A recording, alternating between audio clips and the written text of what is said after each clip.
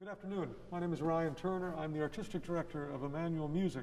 I'm joined today by my colleague in the Bach Institute, Pamela Dellal, also our mezzo-soprano soloist for the upcoming performance of Bach's Cantata 170, Vergnügte Ruh, beliebte, Seelenlust. Bach wrote this cantata in 1726 for the sixth Sunday after Trinity, which happened to fall that year on July 28th.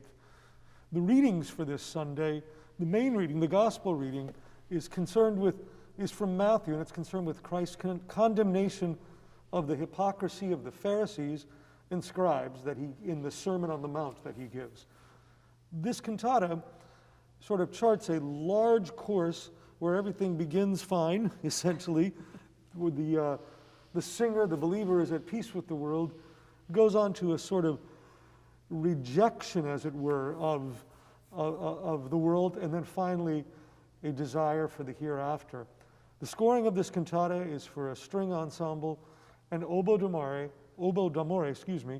and solo alto voice. The text by Georg Christian Lehms, who was the Darmstadt court librarian, Pam and I were just discussing. Also, this poet also wrote the libretto for another alto solo cantata, Cantata 54, Widerstehe doch der Stunde, which we performed last week.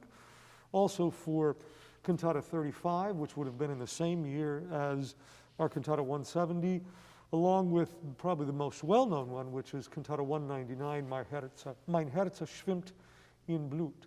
So, it's a real treat to have Pam here, mostly because she's sung this piece a number of times, is our soloist for next week. So she has, not only as Emmanuel Music's translator and sort of text guru, as it were, in addition, she's a singer and is part of the Bach Institute with us and brings a wealth of knowledge and experience. So I'm going to hand it over to Pam now to talk to us about the cantata.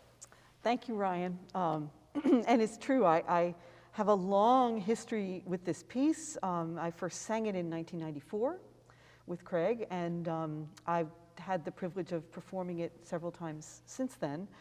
And it's been an amazing experience to come back to it and think again about what's happening in the piece, not only the text and not only even the music, but also specifically what's being demanded of the singer.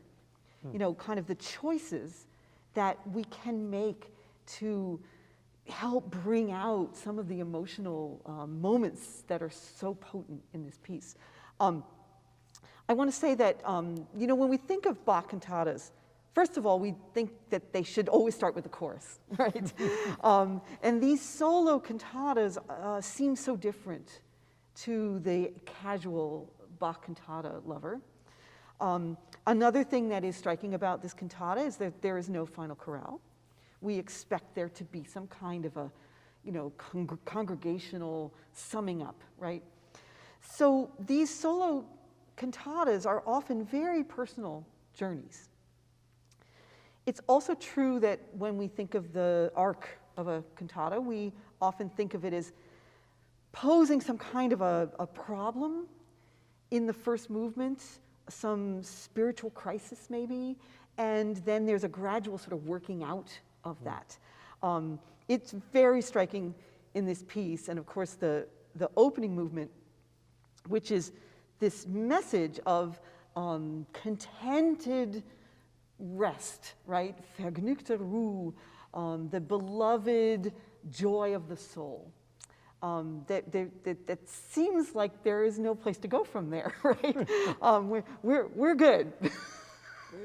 We're good. And there's a lovely sort of inspirational message.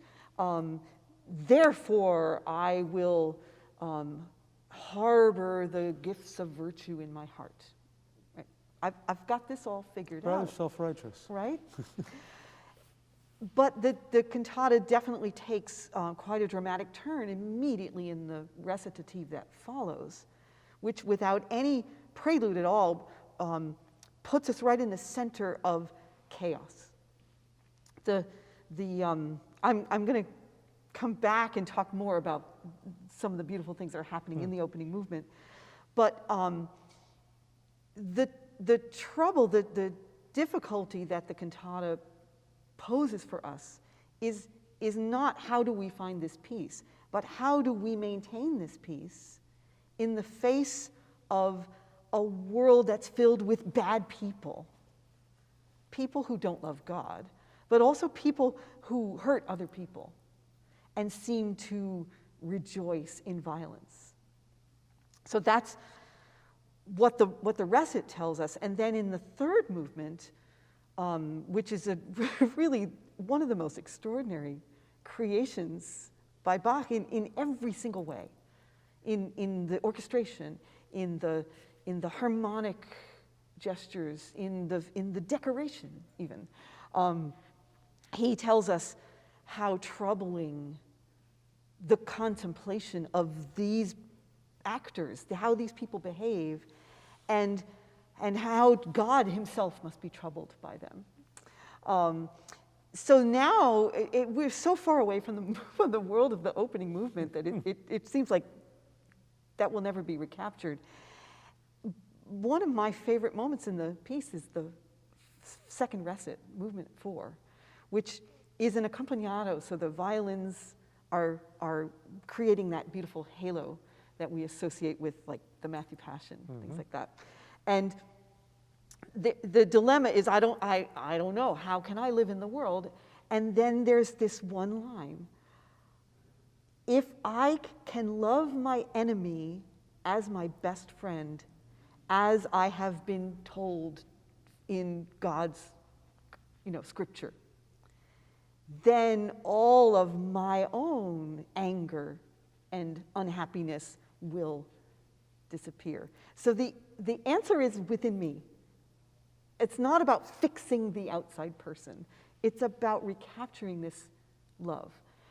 So what I think happens in these amazing cantatas that Bach set to Lehm's texts, and I think Mein Herz schwimmt in Blut is the same kind of thing, is that there's this almost clinical exploration of what it means to sort of convert or to repent or to put yourself in a spiritual place where you can be at peace again.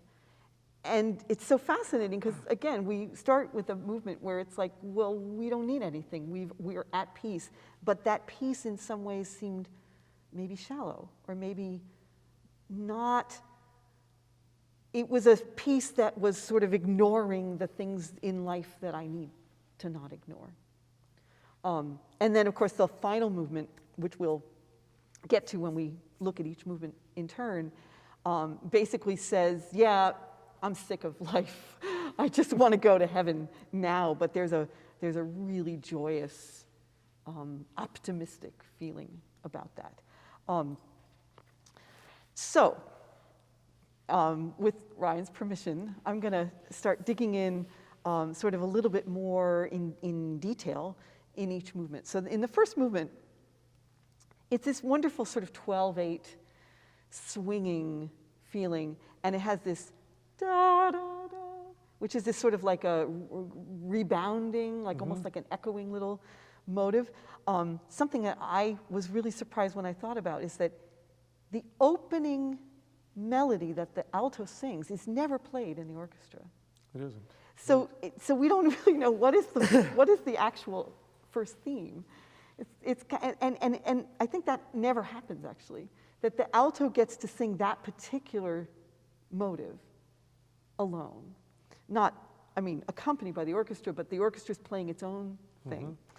And there's just this sense of, it's like being in the warm ocean, in the middle. It's so comforting, the sound of this piece. And there are these beautiful elaborations. So the da da da da dum, da da da da da da dum. So he writes his own ornamentation to just kind of bliss out, right?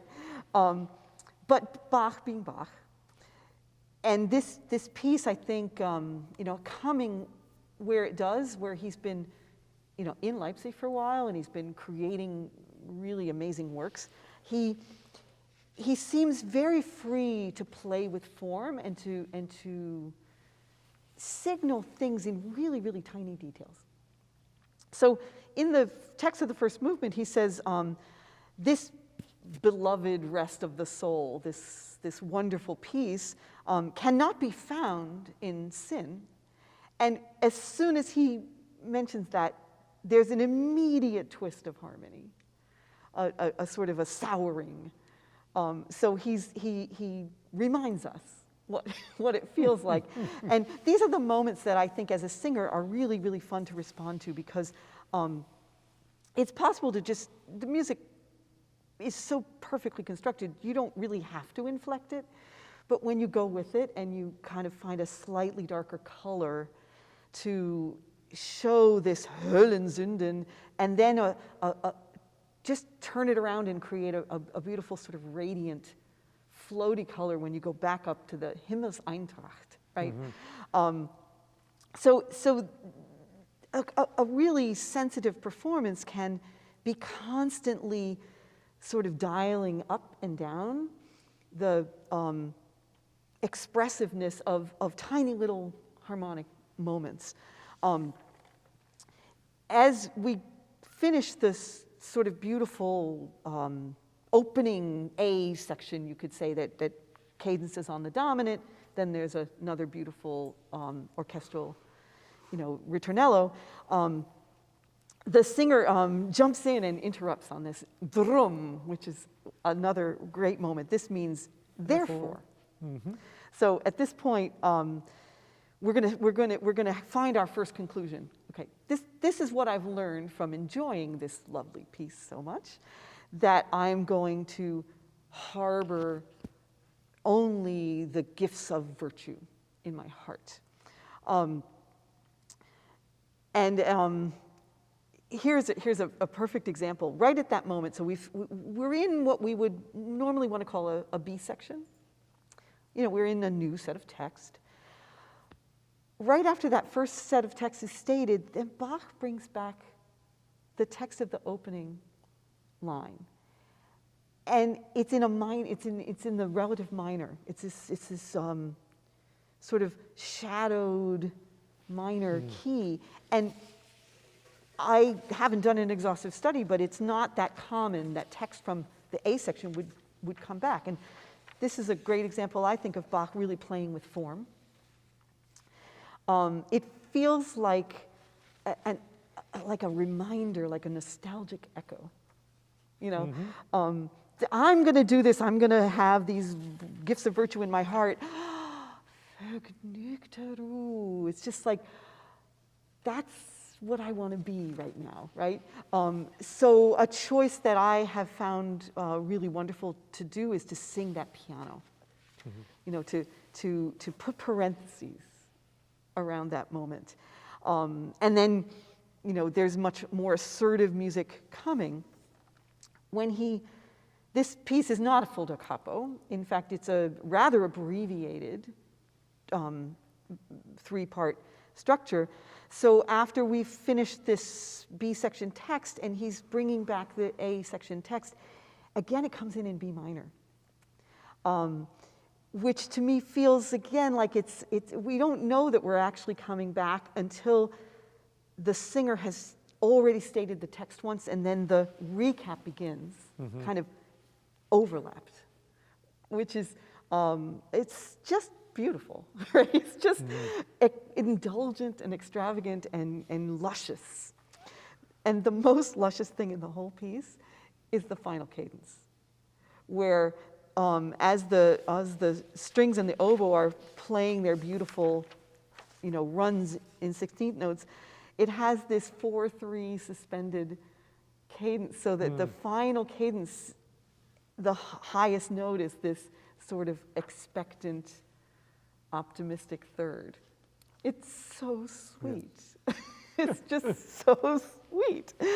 And it's really like you could just feel like, yeah, okay, that was nice. Let's go home now. And there's this feeling, this sort of pastoral, gently rocking, almost a lullaby. I always feel like there's this sense of the believer being right with God, right with their faith, without any external influence knocking them off course. Just being content, completely content at that moment, the Himmelstracht, the sort of the concord of heaven. Everything's, you know, everything's in order, right? And we hear, you mentioned the tiam, pam, ti-da-da, which would have been in the middle, in the second violin, in the viola, probably more than anything else would have been bow vibrato. It's slurred by threes, tiam, pam, pam, ti-da-da-da, tiam. And at the same time, we have a sort of sense of suspension, as it were, harmonic suspension, while the bass line, he lays down, it's almost like it's going to be a ground bass line that descends. And we hear this a lot in Bach, where he'll have almost a pedal tone above with the bass line that descends. I mean, I think the most common one of that is the air in G, right? Right, right. Where you have the sustained G string and the bass line is descending. There's this also sense of it. I also think there's a sort of, there's a sense of timelessness. Yeah. Like the believer doesn't want this to end. It reminds me a little bit of the opening of Mahadi. Yes. The sort of spiritual and musical timelessness that happens. Now, of course, in Mahadi, the B section really takes us to completely different places, which we don't really go there in this one. Not in the quite opening as much. movement. Yeah. Not at all, yeah. And I feel like Bach is searching for all these different ways to insist on spiritual peace. And the one last thing I wanted to say, because you pointed out that phrase, this word Eintracht means sort of unity or agreement, right? Yeah, I said concord, I think it also has overtones of harmony. In other words, that wonderful word that means something that happens between people, but it's also about music. So I think that this idea that Eintracht inspires Bach to think a little bit about beautiful harmony, right? So music is part of this story too, almost overtly. Yeah. Okay, and then, as I said, without any kind of transition at all, we are just completely plunged into this horrific image. And by the way, here is music again, Höllenlieder, the songs of hell, hellish songs, right? Yes. And what Bach does in this recit, you know, sometimes we underappreciate how brilliant he is at recit writing. Almost every phrase has a surprise in it. It's either a diminished chord or a sudden, you know, 4 to a 7 chord with the 7 in the bass, which always feels like the ground is shifting from underneath us, right? He talks about hatred and envy and poison, right? Their spewing out of the mouth. Their right? mouths are full of poison that often, you know, have fatal consequences for the innocent. And they scream, racha, racha, which is, you know, vengeance, vengeance. I was really struck, you know, trying to personalize this text. And it's unfortunate that I think most people, it's very easy to think about people you don't like. You know, who could these people be? Oh, I hate those people. I hate the way they behave, right? But, you know, we have some current, very, very recent images of behavior that is horrifying to us. And people that are screaming vengeance, you know, and feeling that they want to bring hurt to their own enemies, right? We're only halfway through this recit because after that big cadence of describing this behavior, then the singer says, "My righteous God, what has happened to humanity? How has humanity fallen away from you so much?"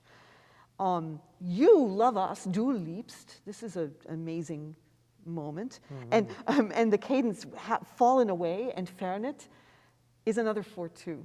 So just as the voice is coming to a cadence, the bass slips away and fernet. It's really, again, a kind of a vivid thing. And then this, their mouths are full of curses and enmity, and they will crush their neighbor under their feet. And then the last line of the recit is what turns us into this extraordinary middle movement. It is very difficult to atone for this type of crime, diese Schuld, which I think leaves open the question, who's doing the atoning, right? I think that's actually a big question in the sort of progress of this piece. Is the atonement something that our personality, our singer, is doing to try to bring the world back to justice with God? Or does he think, or she, that it's those other people who need to do the atoning? I think that the answer to that question, it becomes really significant in how we interpret that middle movement. Do you want to describe what the orchestration is in this? So yeah, in this middle movement, this is truly probably the first time that the organ takes on this role. It's an obligato organ part. Now, that in itself is not outside of what we've heard of in Bach. I mean, how many cantatas do we know that start with an organ symphonia? But there's something incredibly dramatic about the organ's role as an obligato instrument in the third movement. It's sort of late entrance, as it were, into the arc of the entire piece. I feel like gives it more poignancy and a dramatic flair. Also, this probably would have actually been played on either a double manual organ or possibly on two different organs. And of course, here at Emmanuel, we have a single manual, which just from a technical standpoint, as you see Michael Sponsler play it, it means there are a number of finger crossings that are quite treacherous and way more difficult than they would be if it were on a double manual organ. The other thing about this organ part is that the two hands, with rare exception, are always either in dissonance with one another, or I've been thinking about this a lot. This idea of the hand crossings, even on a double manual, is the form of the cross. So there's also the visual imagery of what happens with the crossing of the hands. As far as I'm aware, this is the first time Bach's used the organ in this fashion as a solo obligato instrument in the middle of a cantata. The other thing about this is that I've been telling you everything that exists. Now I'm going to tell you what's missing, and that is what we would consider a continuo line. The organ does not function as a continuo instrument, only as a solo instrument. We're used to hearing cello and bass playing the bass line. They're on break. They are tacit for this movement. The violins and viola are playing what would be considered a bass line, or we call that, the texture is called a bassetto or a bassettian character, where the 8-foot and 16-foot bass are taken out of it. And there's this sense of the foundation is gone. Yeah. Completely untethered. And I just want to read something, because I was last night reading Alfred Dürer, who I on occasion read, and he talks about, in order to realize Bach's intention, we must bear in mind the function of the continuo, the thorough bass at that time. It was the foundation, the reliable support of all music. As a rule, its omission by Bach has a symbolic character and refers either to someone who does not need this support, or else to someone who has lost it, who no longer has the ground under his feet and has withdrawn from God. We're going to talk about this, but to me, the brilliance of this is Bach actually satisfies both of those conditions. And that is, the believer is the singer who doesn't need the foundation anymore because they've figured out the path and doesn't necessarily need that support. And at the same time, it is the sinners, the people that they're describing, who have lost their foundation completely because they've withdrawn from God. I'll let you take it from there. Yeah, I want to just generalize for a moment. One of the things that has been really profound for me singing Bach is realizing that it's dangerous to take the words at face value. Because even though you might say, okay, I see what the point is of this text, when you listen to the music, Bach is constantly adding so much dimension to it that there may be irony, or there may be some kind of... So the nature of what the singer has to do in this movement, yes, I think that the fact that there's no continuo, there's no foundation, is very destabilizing. The world at this point, when you hear this movement begin, it's alien. It's like some kind of a strange forest where you don't know how to get out, right? It's thorny and it's dense, and there are twists and turns at every point. Salvador Dali painting. Oh, yeah. But the singer is taking this position that, you know, I'm so troubled by the behavior of these people. But the singer is participating in it. And I think that it's always a more profound position to realize that you may be implicated in the same behavior that you're describing. I think this is true about Widerstehe doch as well, which is that it sounds like it's just saying preachy, you know, stay away from that sin thing, it's not good for you. But in fact, it's more like, yeah, I'm not having too much luck staying away from this very thing that I'm supposed to avoid, right? Yes. So that this verkehrten Herzen, the perverted hearts, which of course, again, every 16th note is telling a story about something perverted, something twisted, something going in the wrong direction. And as the melodic line goes on, the sense of effort, the sense of struggle is deepened. And finally, I'm trembling. Ich zittere recht. At this point, the voice is singing what the strings were playing. So the voice is now a sort of a bass line up an octave. I feel 1,000 pains. Which brings us to the really astonishing thing in this movement. And it's already astonishing enough. It didn't need any more. We know that it's this thorny, chromatic thing with the crossing hands and the organ and no bass. And then he describes those people, right? Their vengeance and their hatred.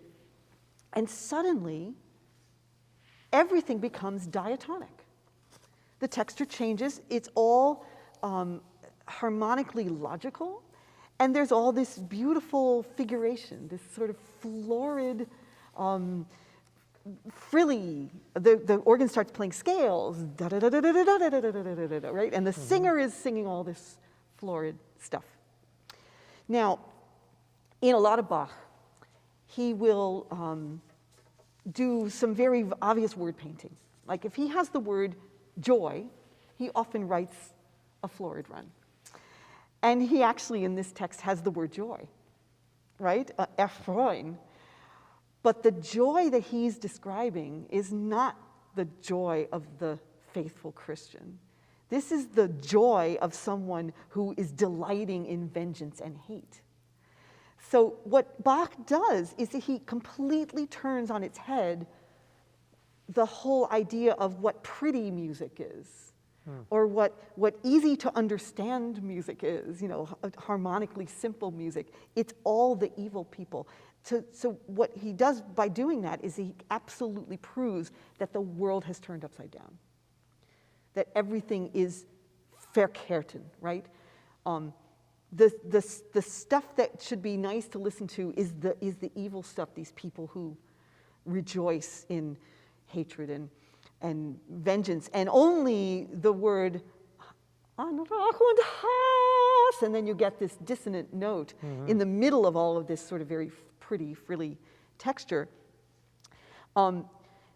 It's like being in the region of unlikeness. Like, where have we gotten to? I don't know where we are. It's not like Dante in the wood at the beginning of the Inferno. I'm lost.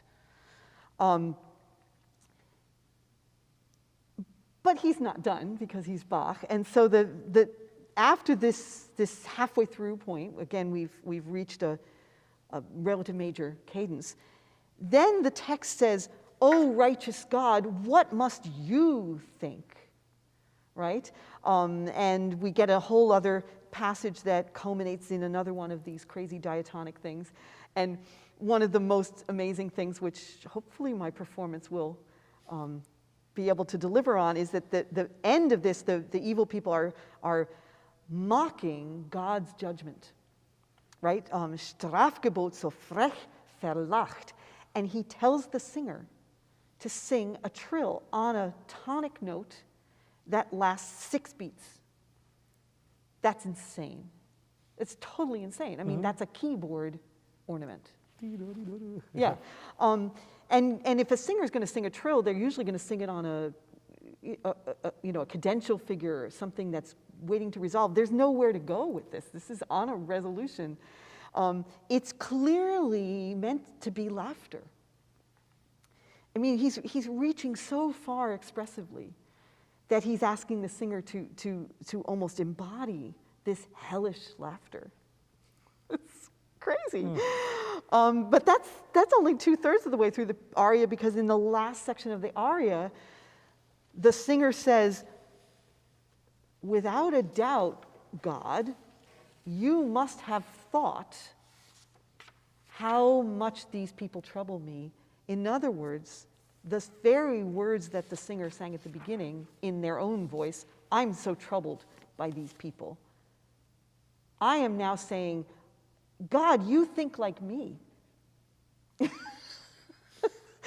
Which is a really astonishing thing. It's like a recursive thing. I think it's important for a performer to realize that you cannot come back to the same tone of voice in the recap, if you want to call it that you sing at the beginning.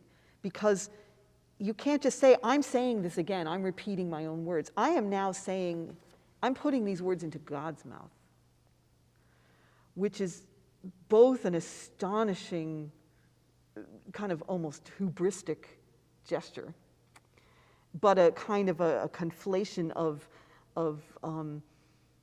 the perspective of heaven upon what we've witnessed. You know, and it's a really long movement that, again, because it's so chromatic and so without direction, that it feels like you just don't know when it's going to end. You know, it's profoundly disturbing, I think. And one of the many tasks that I think as a singer, again, lots of opportunity for color, but it's very important in all that florid stuff not to sing pretty, right? It's got to have an edge on it. It has to feel nasty, and it's hard to do when the writing is actually already so vocally challenging. So, you know, looking for sort of more snarly color and a brighter, more articulated gesture. I mean, these are challenges. I think they're sort of at the pinnacle of what a singer can do expressively to sort of solve the puzzle of this piece. That's astonishing, Pam, the way you've dug into this, and the idea of everything being turned upside down. It's so true, and it's always amazing to me with Bach how I don't want to say it's relevant today, because Bach is of his time. Yep. Yet, as modern performers, which is what we struggle with on a weekly basis here at Emmanuel, we have to figure out how do we, as people living in the here and now interpret this music to have a purpose in the human condition now. And I think that when we talk about it being upside down, and we talk about, I mean, this is, any day of our life now, you could look at this and catch yourself in that moment of this aria of being the one that's deriding others for their behavior. Exactly. And it's when things are upside down, or when you hold the mirror up to yourself, and it's that moment that you talk about where where the singer, what is it? Wie jammern mich doch die verkehrten Herzen. Right. How this must afflict you, God. But then, which leads us into the next recitative, I think, is that moment where the mirror is turned and they figure out, you said this at the very beginning, this idea of, it's not incumbent upon others. It's only incumbent upon me to love my neighbor. And that the idea of redemption, I own that. Right. It's not on someone else. And the fact that, of course, Bach, as you mentioned in the opening, uses this halo of string sound like he would, a year later in the St. Matthew Passion? Mm-hmm. Right. 27. 27, yeah. A year later in the St. Matthew Passion, in that wonderful moment, the turning point about loving one's neighbor as yourself, or loving your enemies. Loving your enemies, exactly. So this is what I was saying earlier about these Lames texts, which is that this is so personal, the experience of what's happening here. It's really not about narrating, a biblical parable or saying, and then Jesus does this. It's really within yourself that these answers are. I think that the unbelievable beauty and turning point of this fourth recit could not occur without the experience of the movement that preceded it, and the fact that the singer may realize that their whole painting those people as other is actually an indictment of their own behavior. Right? This idea that I'm hating them, I'm almost kind of reveling in how much I hate them, and I can't do that. I'm not supposed to do that. I'm supposed to love my enemy. And at that moment, everything just harmonically just opens up. It's so moving. And then he gives the singer this beautiful melisma. So flieht mein Herz Zorn und Groll. All this hatred flies out of me. The end of the recit, and Ryan knows that I have this very special idea. The very last line of that recit is, spirit of harmony, or harmonious spirit, when will he give you his Zion, right? So after this realization, there's this sense of, I have found again this harmony of heaven, and I'm now really ready. However, if I just want to say, because we rehearsed this recently, and it's just, there's a wonderful symmetry to the way that you approach the end of this as to the way the oboe and first violin end the first aria. Yes. On a 4/3 cadence, it resolves down to the third. What Pam does at the end of this, and it's the same key, we end in D major, she doesn't resolve, it's a question. So instead of resolving down to the third, she goes up to the fifth, which leaves things up in the air. And it's only resolved by the final aria. Right. And of course, the irony in that, quote, resolution in the final aria is that it begins with a false interval. Fascinating. And so here's a great example of a very blatant word painting, you could say, because the word ekelt is like physically sick, like nauseated. Yes. Right? It nauseates me to live anymore. It's a really pungent word. And I think that this tritone, mir ekelt, is it's meant to kind of turn your stomach a little bit. But of course, putting in the context too of Baroque music, that was the devil's interval, or the forbidden tritone. Right. But the other thing that's really cool about this, and I know you know this, it also forces the music into a secondary dominant very fast. So because we have this G sharp, we go from D to A like in half a bar. But when the melody finishes, he wipes away that secondary dominant and reestablishes D. So it's like the G sharp is just, that's not important. This is home ground. So it's both a sort of a moment, this pungent, unpleasant tritone devil in music, but it also has this harmonic function, which is really, it's like, I could do this, keep living in this horrible world in the dominant, but nope, I'm going to do this, I'm going to go to the tonic, and I'm going to be happy. The other thing that I think is the genius here too is that, so the organ as an obligato instrument, which had been previously, charged with representing hatred and adversity and all this conflict. Now it plays this jubilantly animated accompanimental role that really, to me, harkens back also to the recitative when you sing "So fliegt mein Herz." It flies away. The organ has been released from that. It's sort of emancipated from its role as an instrument of hatred and of war, and now it's an instrument of joy and ascent to heaven. I agree with you, but I think that the listener will keep being reminded of the other thing that we heard with these 16th notes, 32nd notes, which was the evil stuff, the mocking laughter. And it almost feels like there's this little echo left over. I think the organ is sort of resolving that tension and recapturing that, florid, virtuoso, joyful figuration can be good, not only evil, but there's just enough ambiguity, I think, left over because of the tritone. Well, and it's sort of, I think, also reminiscent to me, I think of in the Christmas oratorio, the first chorale, one of the first chorales we hear is the Passion Corral.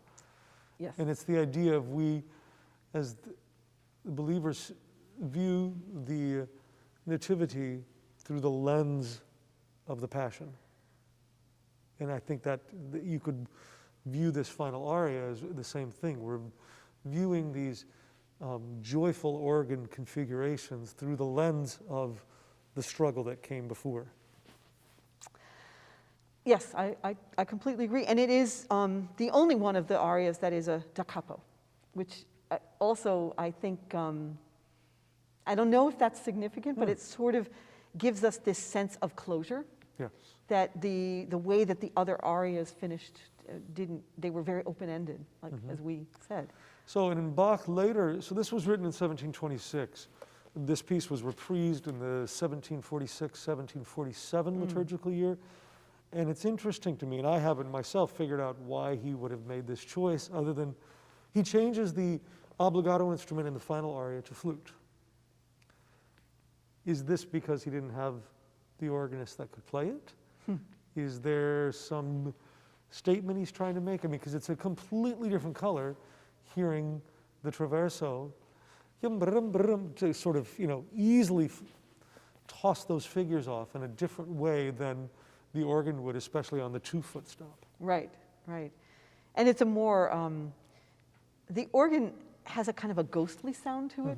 It has absolutely no vibrato, and it's a very hollow sound, which in the middle movement is really striking, because it's, again, these high pipes, these small 2-foot pipes. A flute playing this is more human, in a way. It actually adds a little bit of warmth. Yeah. Yeah. Yeah. I just think that when Bach decided to spend a lot of that third Jahrgang writing these solo cantatas, it's given us a gift of something so very different from what the other cantatas were. And you know, there's some speculation that he focused on solo cantatas and he focused on organ obbligati because he was not trusting his musicians as much. You know, that maybe he felt, I've got this one, he must have had an amazing alto singer Yes. to carry some of these pieces that he's, you know, composed. And that perhaps maybe Wilhelm Friedemann was his soloist in a lot of these pieces, you know, sort of moving away from larger forces and more disparate musicians who maybe were not at the same level. Mm-hmm. But I think that in the end, we are the beneficiaries of those decisions because he wrote these pieces that are so profoundly psychologically perceptive, right? They take us places, what you were saying, that without having to know what it was Bach intended, the music is so powerful to us that we have to make decisions that are true to those reactions that we have, the emotional sense of what I'm feeling when I hear or perform a piece like this is the truth that I am responsible then to share, right? I can't let it sit on the page and keep it at arm's length and say, it's not my place to make a strong choice. It is my job to do that, and yours as well, of course. So that's a great segue. I wanted to, as a performer, I'd love to ask you some questions about, this is a substantial body of work for the singer. Yes. 5 movements and 3 arias, and the recitatives you really don't get a break. They're very challenging, the recitatives. If anything, especially the second recitative, you've got to work even harder. I mean, I think you go down to a low A and up to a high E. I mean, it's the biggest range you sing in the whole piece is actually in the second movement, the first recitative. Right. Yeah. It explores every sort of region of the voice. It begs of you to sing a long legato line. It begs of you to have an opinion on what the chromaticism means. And musically, it's challenging because of especially in that second aria, the incredible chromaticism. It asks you to sing very fast notes. Very fast notes. Very florid. And then in the middle, the final aria, it asks you to sing some thorny intervals that are supposed to also be depicting a sense of joy in the afterlife. Right. And a desire to go there. So, having said all of that, what's the trick?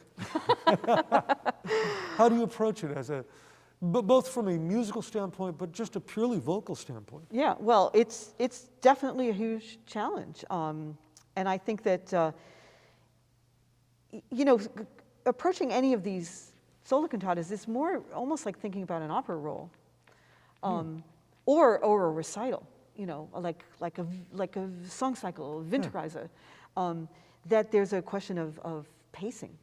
You know, that if you were only to sing the third movement, or if you were only to sing the first movement, you could be very generous with your vocalism and your physicality, or the amount of sound that you use. But if you're aware that you've got, you know, then there's going to be this very specific thing that has to happen, and then I'm going to have my resources ready for this next thing. Pacing, I think, becomes a really big deal. And it's also, I think, important to hold in your heart the journey.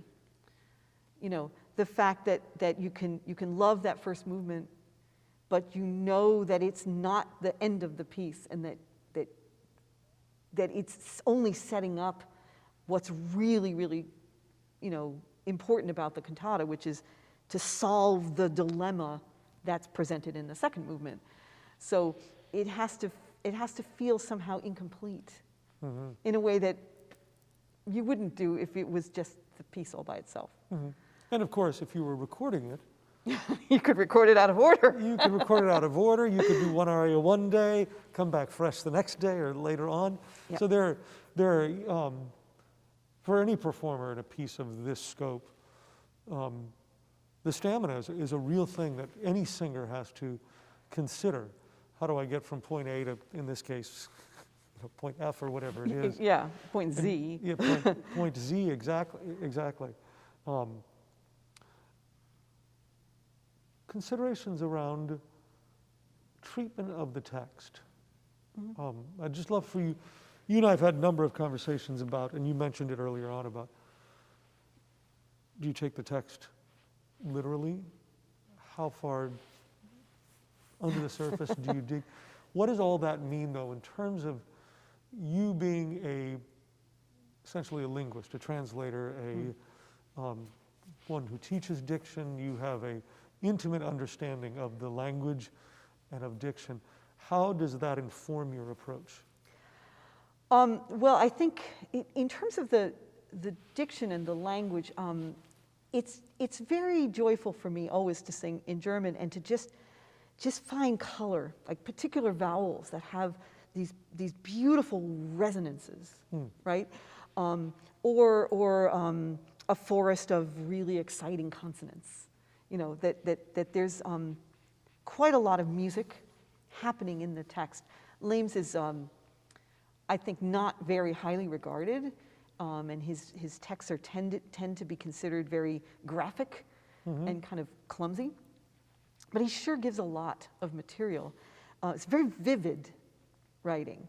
The text in the opening, in the first recit, for instance, just has all these bricht nur in Hölle nieder aus, you know, and Ottergift, right? It's just wonderful, wonderful things to work with. So I think that, you know, the more that you love the sound of the language, the more music you can bring to it, right?